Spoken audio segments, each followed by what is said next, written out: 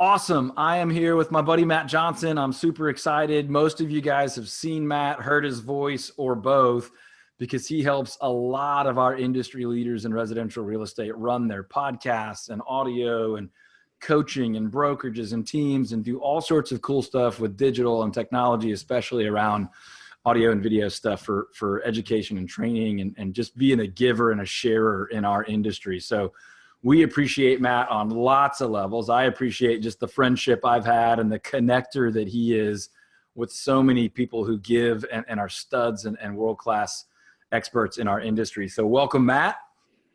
Todd, it's awesome to be here. Thanks so much. That was a very kind introduction. I appreciate that. Well, I like being on this side of the microphone with you. So I know it's very strange. It'll take some getting used to, but we'll have fun. We'll see where it goes.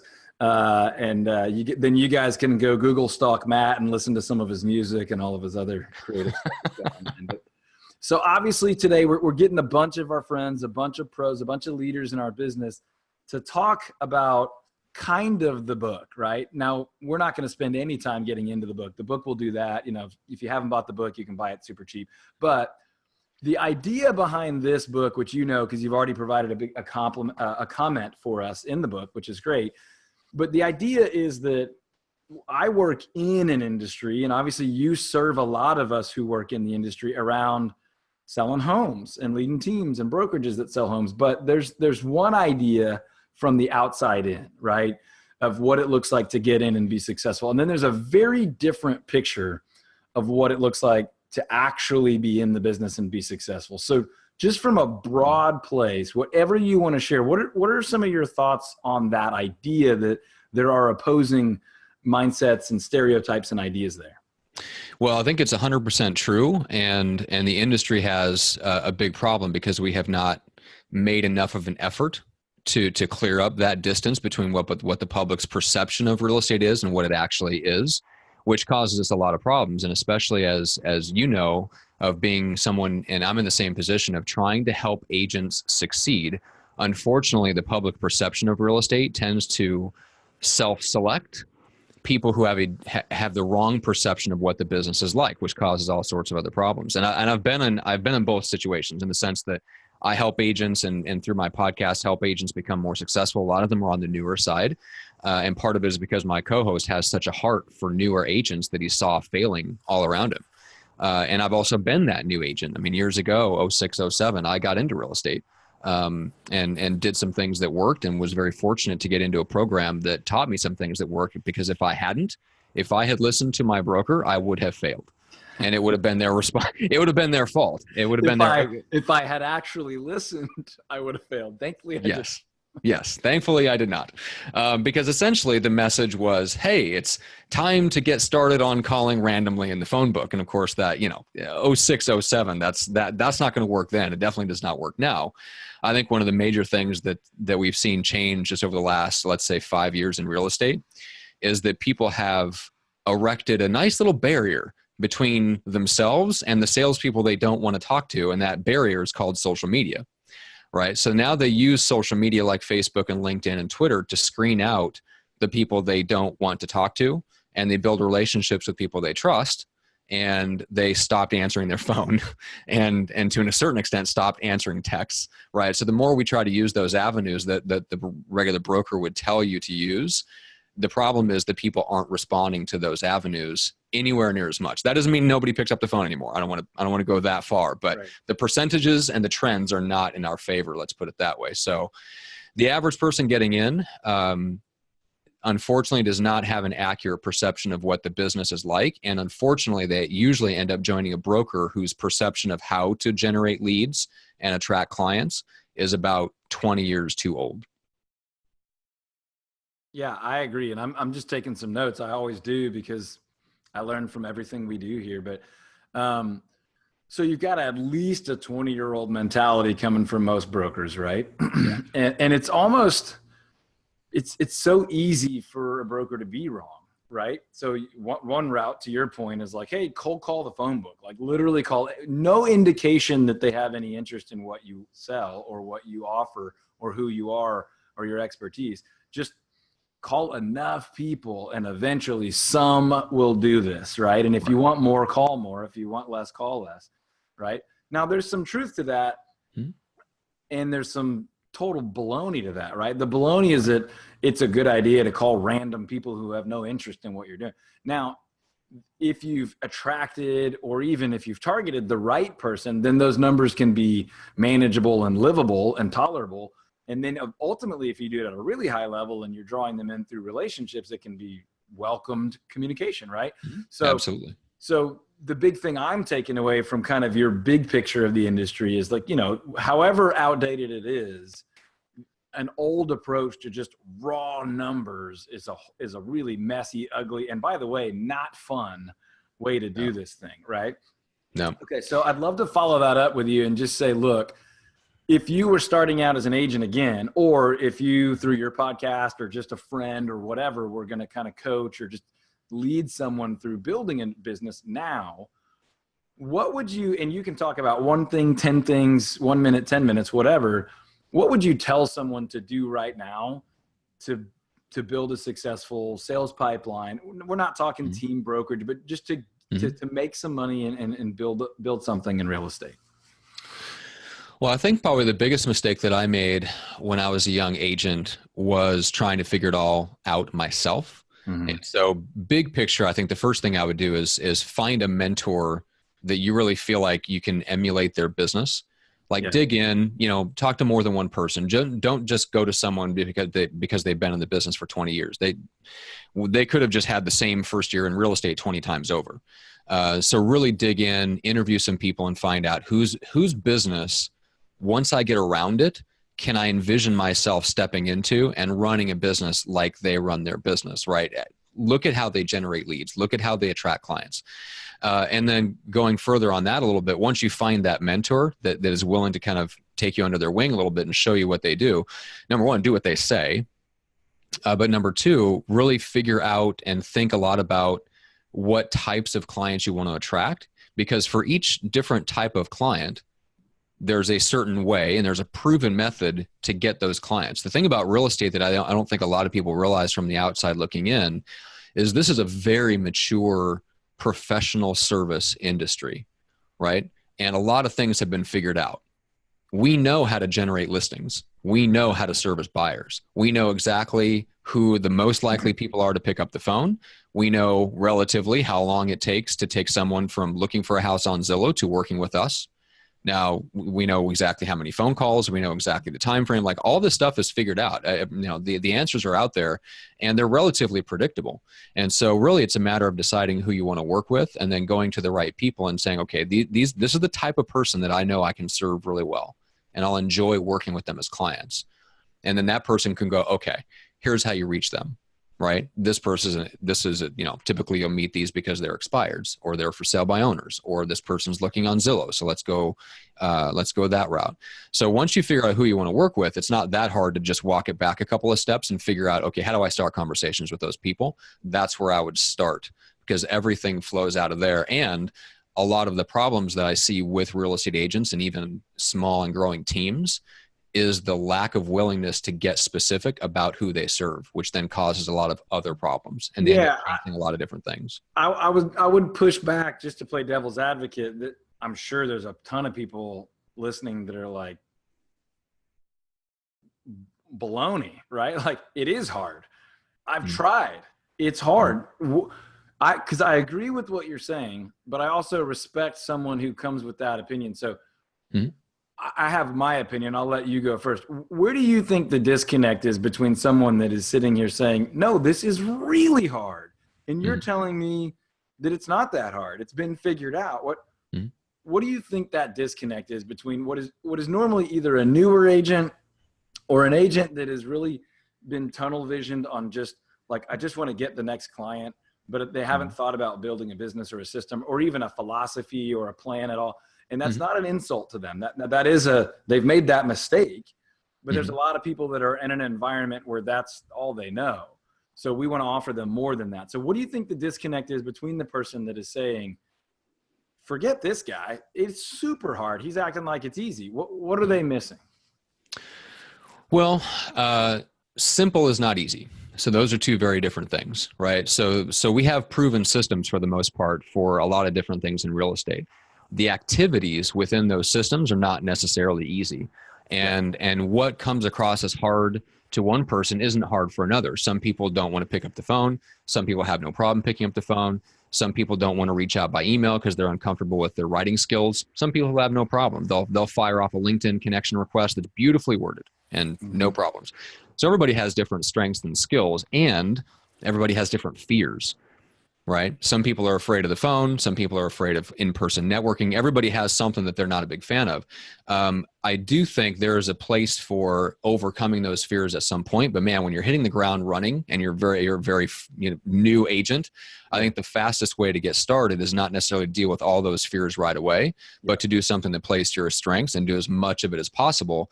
I think a lot of people are not necessarily self-aware enough to go in and understand there is something that I can be good at that will bring me the exact clients I want. I just have to find that system and then just hammer it over and over and over and over again until it works. Yeah. And I think you nailed it. I would say it only slightly differently that number one, I think one of the biggest problems in our industry is that people are distracted with way too many options. Yeah. Right. And part of what you're saying is start with knowing where your gifts are and your inclinations and what's more intuitive and easy for you. And then find someone who does that thing and copy them. And that's where the simplicity comes in, right? Like you don't need to go do 50,000 leads worth of research. You need to trust the 8 or 9 people who are leaders and trustworthy and successful saying basically the same thing. Hey, an average internet leads online for 14 months or whatever it is, before they do something. Okay, I'm going to trust that data. Now I'm going to do the part that is natural for me in that process to be successful if that were true. And then I will try to overcome some weaknesses or hire to overcome weaknesses or whatever. But I think part of it is that idea of not trying to do it all, or not even trying to do 5 things, trying to do 1 or 2, maybe 3 things. And then the other one, that I would call that focus, right? Like just doing less and doing it really well.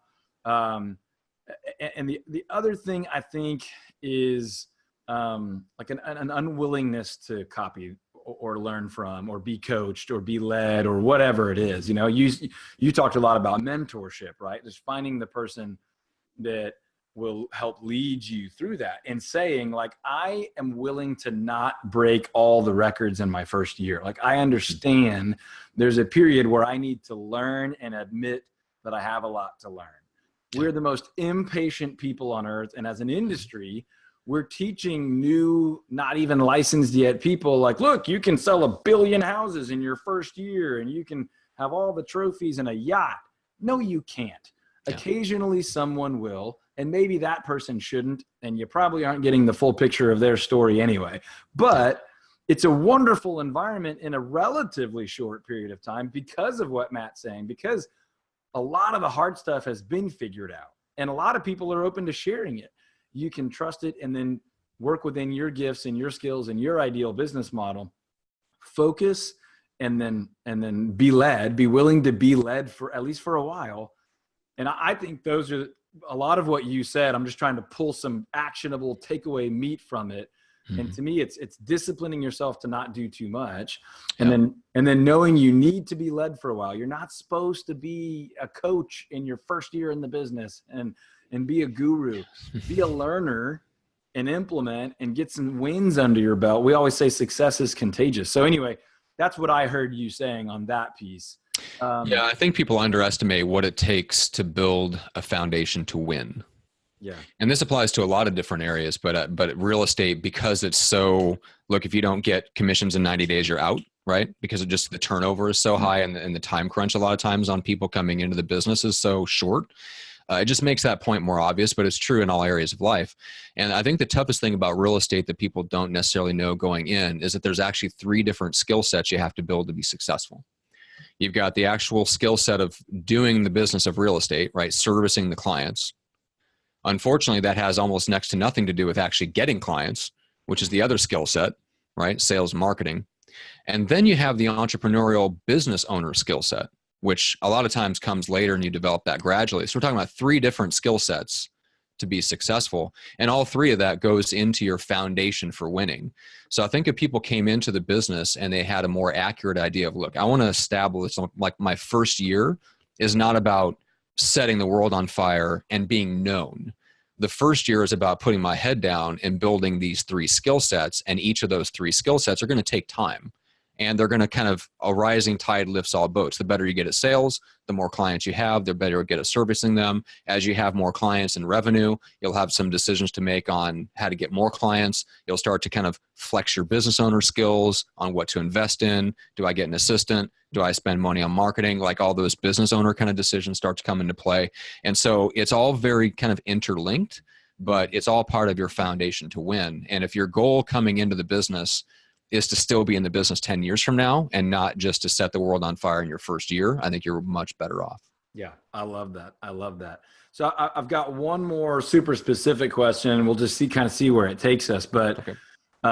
You know, the old truism or whatever, the standard stereotype is that listers last, right? So if you've got listings, that's how you sustain in the business.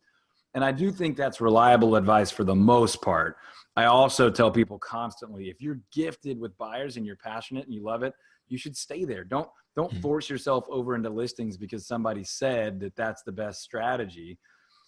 Offer value where you naturally offer value, where you love it and where it gives you life and doesn't suck the life out of you. But if someone is focused on getting listings, now let me start with the fact that I believe an agent that really wants to can add 1 listing per week to their business. Now, obviously you can do more and some people don't even want to do that much, but I'm at the point where I believe in our industry, finding leads is no longer our problem, right? Conversion, offering value, what we call world-class value is the bigger challenge.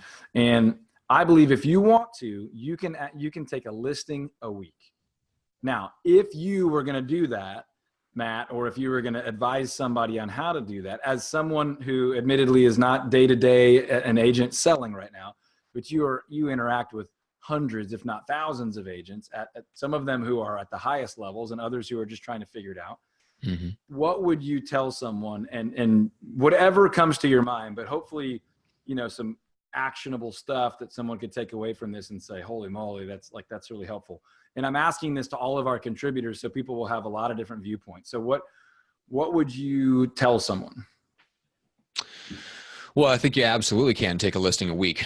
And when I first got in the business, the first thing I did is I got plugged into a real estate prospecting platform, and there are a few good ones out there, so I won't name any specifics, but I definitely have some favorites.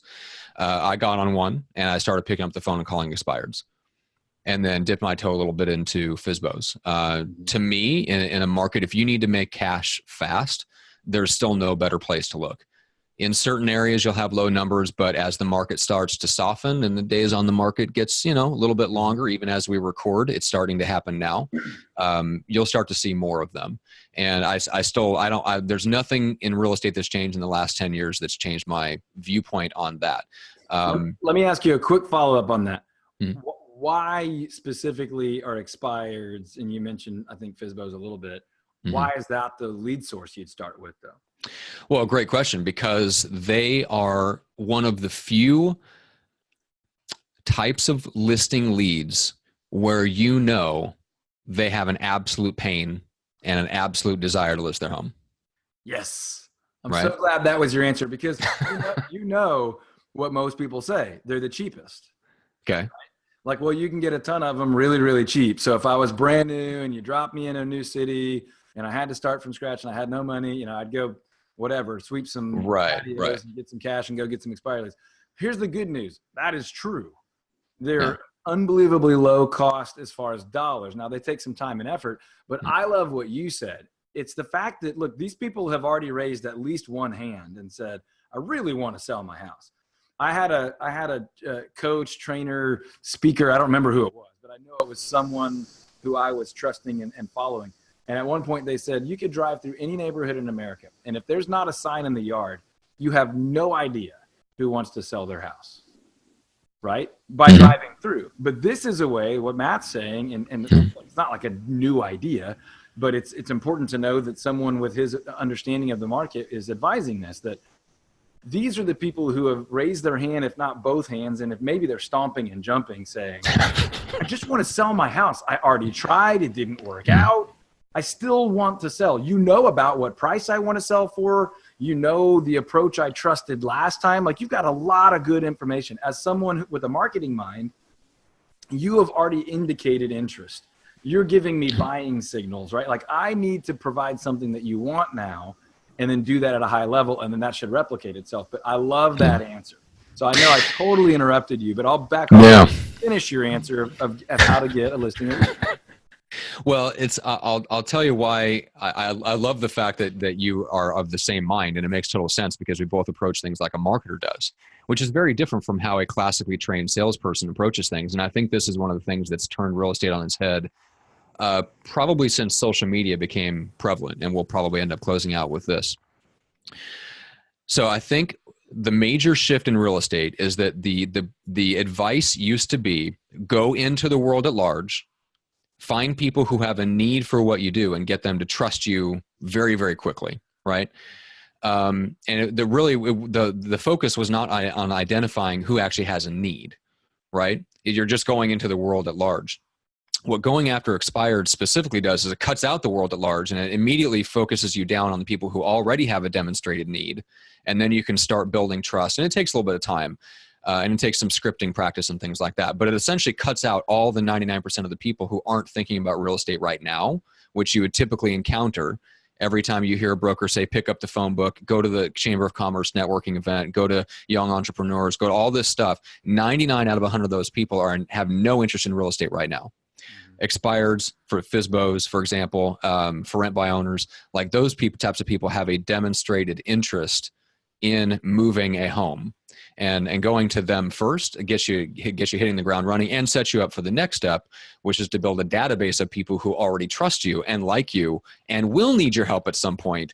That's a consultant's approach. You start with the who, you build trust, and you educate first. And then when they have the need, then they raise their hand to you and to nobody else. That's the goal. Yeah, and we've talked in several of these interviews about the idea of like a marketing funnel. You can have other sources, but the whole goal is to build a ton of relationships, build your database. Yeah. That's what you own. Everyone's probably heard all that. But expireds is a way with a lot of quantity, and you can scale and you can sift and sort through a lot of them fast to bring people into relationship, to bring them in. Now they're in your sphere. Now they're database contact. Yep. So I love it. Anything else, just like one-off, quick tip, actionable, like, all right, if I was trying to get a listing a week, I would do this. And maybe it's not even a lead source. It's just a quick tip or a thought or something. Ooh. Oh, I'll give you something juicy. Okay. So first of all, one of the things that agents really overlook, and they could be in the business 20, 30 years, is strategic business referral relationships. In other words, knowing who's who in the town and being able to be somebody that is well connected. And I'll explain why. I was just talking to a gentleman about this the other day that has all the scientific research to back it up. But here, the net of it is this. People refer you when it raises their social status to refer you. Mm-hmm. So if you are, however you attain this status, celebrity, expert in real estate, well connected, you can just be well connected. I mean, that's one of the things that's worked for me in real estate is I made an effort to just know as many people as possible and good people. And then I made an effort to introduce each other behind the scenes. So strategic introductions are actually one of the 3 key metrics that I track in my own business. Mm-hmm. And so if you want to be a person that is easy to refer, be a person who's well connected. And LinkedIn is one of the best places to do that. Love that. I absolutely love that. And that can work on a lot of levels, even like with your vendors within the business, other professionals, people outside of your industry. Absolutely love it. Strong finish. Way to land the plane there, Mattia. So here's the deal. Real quick, I want to tell people, and I've been bragging on Matt for a while now, but you need to pay attention to what Matt's doing. As you can tell, what Matt's doing is drawing from tons of brilliant sources within our industry and beyond. And then he sits in front of a microphone and shares, right? And so you guys need to be paying attention to him. So thank you so much for spending your time with us, giving us some quick tips. And I kind of like the fast pace of these things. I'm sure we'll do it again. Yeah. We've done it before. Yep. Maybe get a little bit more out of you and share both ways. But great stuff on just kind of what it looks like to see what's true about our industry, how to build and grow with the right mindset. And then just some technical stuff on, path of least resistance, quick to get a listing a week. And just the fact that you started with saying, I absolutely believe you could get a listing a week. Like I want people to believe it. That's one of the main things we walk people through, is how to actually pull that off. Everyone's so obsessed with lead gen. Like you said, our industry has matured to a point where it's not that that's necessarily easy, but that's simple. We know how to do that. There's a lot of ways to do it. Now let's talk about how to convert and serve at a much higher level, and get you to believe that you could take a listing a week if you want. You could do 2, you could do 3. We all know people, and we'll talk to people today that do many times that. So I'm excited to share a marketing mindset with you, buddy, and keep the conversation alive. So we will talk soon. Thank you so much for your time, bud. Thanks, Todd. Appreciate it. Take care.